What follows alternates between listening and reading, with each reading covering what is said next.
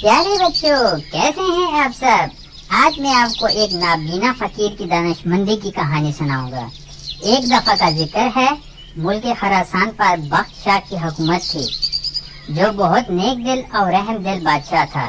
اس کے برعکس بخت شاہ کا وزیر انتہائی مغرور اور بد مزاج شخص تھا۔ وزیر بننے کے بعد قوت و اختیار اور دولت کی ریل پیل نے اس کا دماغ خراب کر دیا تھا، جس کی وجہ سے وہ ہر شخص کو حقیر سمجھتا تھا۔ ایک دن بادشاہ، بخت شاہ، وزیر اور اس کا خاص ملازم سفر پر روانہ ہوئے۔ وہ تینوں علیحدہ علیحدہ گھوڑوں پر سوار تھے۔ جب وہ ایک صحرا سے گزرے تو اچانک انہیں ریت کے طوفان نے گھیر لیا۔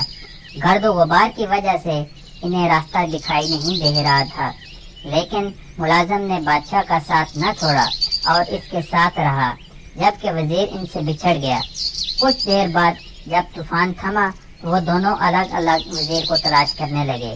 کافی دیر کے بعد ملازم کو ایک جھونپڑی نظر آئی۔ جب وہ وہاں پہنچا تو اسے ایک اندھا فقیر بیٹھا دکھائی دیا۔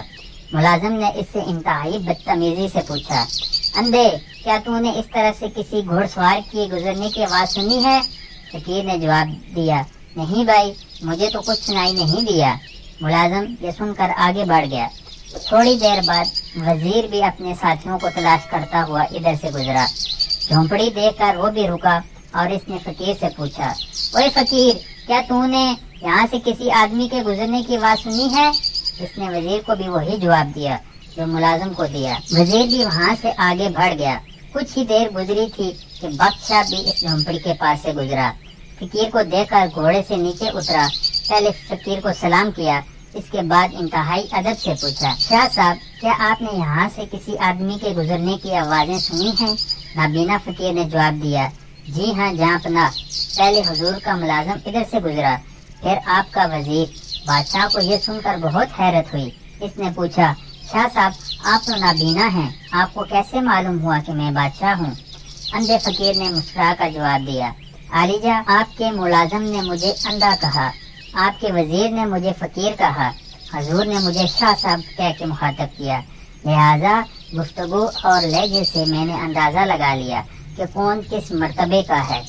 بادشاہ فقیر کی باتوں سے بہت خوش ہوا اور اسے انعام و اکرام دینے کی کوشش کی، لیکن فقیر نے لینے سے انکار کر دیا۔ بادشاہ فقیر کی جھونپڑی سے رخصت ہو کر محل پہنچا، جہاں ملازم اس کا انتظار کر رہا تھا۔ اس نے اسے فقیر سے بےہودہ انداز میں گفتگو کرنے پر سرزنش کی۔ اسی دوران وزیر بھی محل پہنچ گیا۔ بادشاہ نے اسے بھی نابینا فقیر سے ہونے والی گفتگو سے آگاہ کیا، پھر دونوں کو سمجھایا کہ اعلیٰ مرتبے یا عہدے کے نشے میں کسی انسان کو کم تر اور حقیر نہیں سمجھنا چاہیے۔ یہ سب کچھ اللہ تعالیٰ کا دیا ہوا عطیہ ہے، لیکن یاد رکھو، اگر خالق کائنات اگر کسی کو کچھ دیتا ہے تو اسے واپس لینے کی بھی قدرت رکھتا ہے۔ پیارے بچوں، اس کہانی سے ہمیں یہ سبق ملتا ہے، کسی کو بھی کم تر اور حقیر نہیں سمجھنا چاہیے۔ تو بچوں، کیسی لگی آج کی کہانی؟